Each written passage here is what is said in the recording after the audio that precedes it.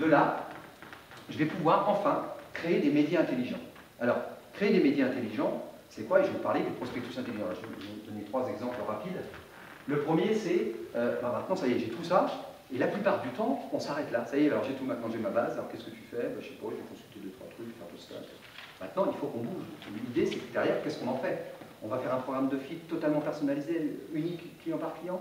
On va faire une politique promotionnelle totalement ciblée, unique client par client. On va mettre en place des outils de formation et de professionnalisation, c'est un mot difficile, de la force de vente. En tout cas, tous ces éléments-là. Comment on fait?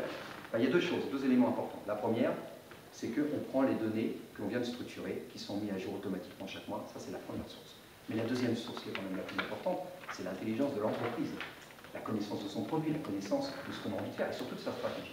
Donc, nous, on rencontre, alors je vous donne un exemple, tous les mois, on va avoir notre client, on fait ce qu'on appelle des comités de réflexion, ou de stratégie, ou commerciale, peu importe, qui va me dire, ah ouais, moi, en ce moment, ma priorité, c'est ce produit-là, il faut qu'on éclate, etc. Ou ma stratégie, c'est de développer ça. Très bien. Nous, ce qu'on va dire tout de suite, oh là là, attention. D'abord, on va regarder ta base. 2, grâce aux analyses, on va dire, attends. Pour faire simple, quand tu veux faire 10 plus 1, la plupart des mecs, t'en achètes 2, ça ne sert à rien. Voilà. Tu rêves de se faire, mais ça ne sert à rien. D'accord? Donc on va vérifier. Pourquoi? Ou peut-être que 10, c'est vrai dans ces régions, etc. Donc on va faire une vraie analyse technique de la réalité pour en sortir un certain nombre d'étalons. Et derrière, on va faire ce qu'on appelle le reality matrix chez nous, c'est-à-dire on va numériser, ça c'est assez nouveau, on va numériser une politique commerciale et marketing. C'est-à-dire que, je vais prendre l'exemple pour Carrefour, avec qui nous travaillons, je vais prendre 200 000 professionnels, et toute la nuit, mon ordinateur va prendre le premier professionnel, il s'appelle comment? Ah, Monsieur Dupont. Monsieur Dupont, c'est quoi? Ah, Monsieur Dupont fait tout, c'est une pizzeria. Ah, une pizzeria, qu'est-ce qu'on doit acheter chez une pizzeria? On doit acheter ça. Mais qu'est-ce qu'il achète depuis 2 ans? Ah, très bien. C'est quoi la tendance sur la dernière année? Ah oui, ça c'est intéressant. Et c'est quoi les prix marges? Ah, et ça, les bas. Il va faire exactement ça. Alors lui, le premier produit que je vais lui proposer, c'est du fromage. Parce que la pizzeria qui ne fait pas de fromage, soit c'est pas une pizzeria, soit elle achète de la viande. Donc ça, c'est une évidence. Etc. Ah, par exemple, chez le coiffeur, là, très clairement, c'est un styliste. Donc très clairement, il y a toutes sortes de produits qu'il faudrait que je lui propose. Par contre, j'ai un pack de formation, il faut lui proposer, etc. Et donc l'ordinateur, nous, grâce à l'intelligence de l'entreprise, grâce à l'intelligence de la donnée et la capacité d'analyser, on va créer ce qu'on appelle une matrice informatique qui va créer ensuite un document, ce qu'on va appeler un document utile, intelligent, client par client. L'univers graphique. Je ne parle pas à un poissonnier comme je parle à un pizzeria, comme je parle à un coiffeur ou à un assureur. Le nom, la mise en scène, tout à l'heure quelqu'un parlait d'émotionnel. C'est vrai que dans le B2B, le moyen de l'émotionnel est un moyen fort, puisqu'il y a quand même, c'est des gens aussi, égaux, partout, tout le monde, et qu'à un moment donné, quand on me parle, et que souvent, quand je reçois un document, et qu'on veut me faire croire qu'on s'intéresse à mon métier, mais que la plupart des produits qui sont à l'intérieur ou des services ne correspondent pas à mon métier, là c'est encore pire. Là on se moque de moi, vraiment.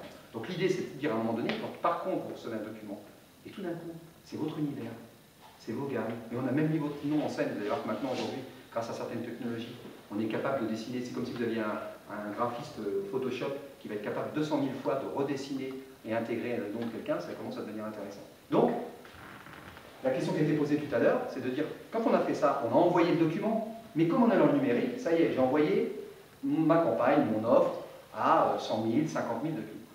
Comme tout vient de la donnée, ensuite, on récupère toute la donnée le mois suivant. Je sais exactement qui a acheté, quelle marge a-t-elle dégagée, pourquoi, quels sont les impacts régionaux qui peuvent jouer, quels sont les impacts géographiques qui ont pu jouer. On fait ce qu'on appelle des arbres de décision statistiques, qui vont nous permettre de décrocher les nœuds, de définir les nœuds qui ont fait qu'il a fait une différence dans l'achat.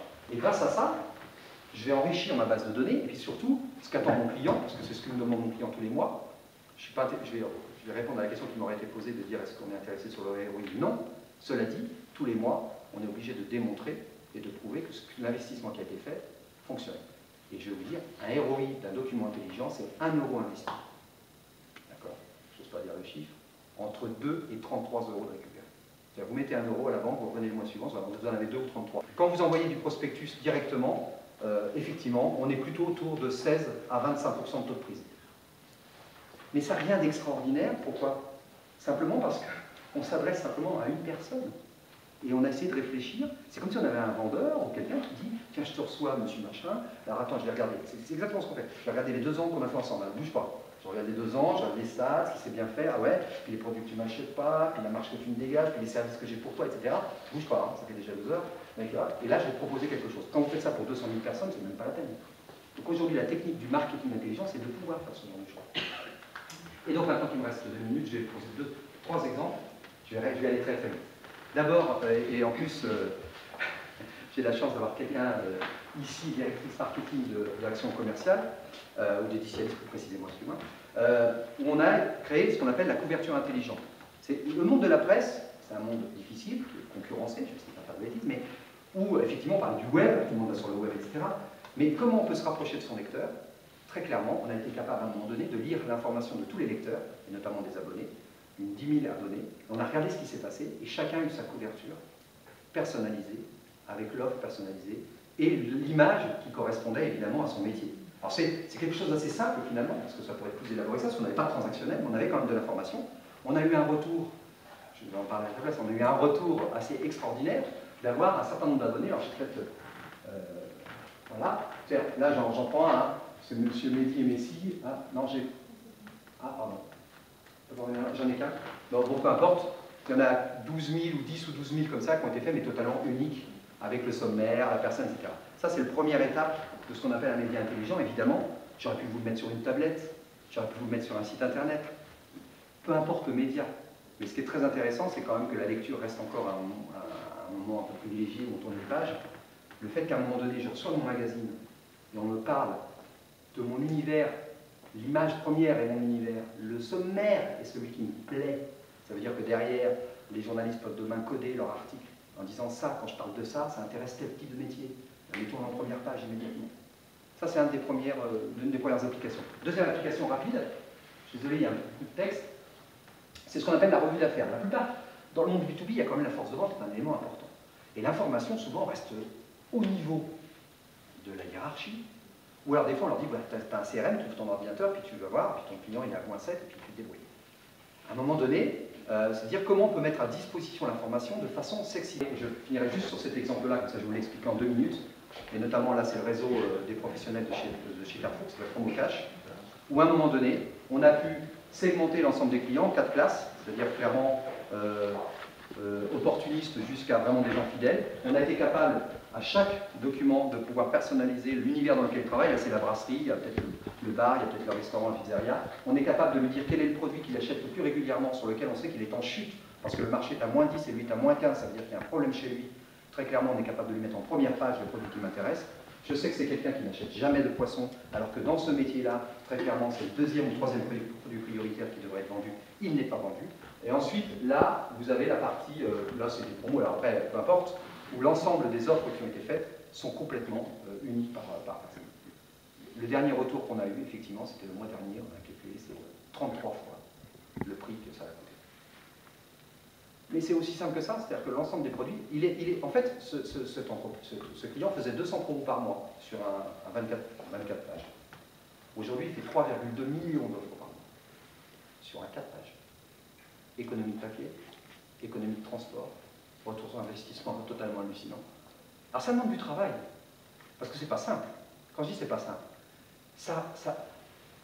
dans les entreprises, faire de la promo, c'est faire du remplissage pour la plupart du temps, et je provoque exprès, je m'excuserai, mais j'ai 24 pages, j'ai l'écran en première, hey Jojo, tu as 24 pages, hop. En gros, c'est ça.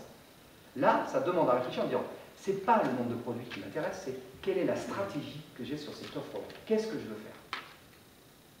Et là, ça veut dire que l'entreprise est obligée, elle aussi, de s'organiser différemment pour aller vers ce marketing intelligent et pour vraiment exploiter la donnée. Parce que depuis le début, et je finirai avec ça, on a parlé beaucoup d'organisation de la donnée, mais l'organisation de la donnée, c'est très bien, mais l'important, c'est pas de l'organiser, c'est de l'exploiter. Et l'exploiter aujourd'hui, c'est pas seulement se dire, bah ça y est, j'ai tout mis dedans, ça n'existe pas le CRM qui appuie sur un truc et qui vous fait le boulot à la place, ça n'existe pas les systèmes qui font votre boulot. Vous restez une entreprise, c'est votre job d'aller déterminer ce qui est important pour l'entreprise. N'attendez pas d'un outil, et notamment le CRM, qui était quand même à un moment donné un truc qu'il faudrait discuter, et on n'a pas le temps aujourd'hui. À un moment donné, l'entreprise, c'est vous qui faites le business, et c'est vous qui décidez. À un moment donné, les outils sont à votre disposition pour le faire. Mais n'attendez pas d'un outil qui le fasse. Donc ça veut dire que quand vous avez de la donnée et que vous savez l'organiser, l'exploiter vous demandera, à un moment donné, de vous réorganiser pour pouvoir véritablement penser client et pas penser en fonction de mon organisation. Je terminerai ici.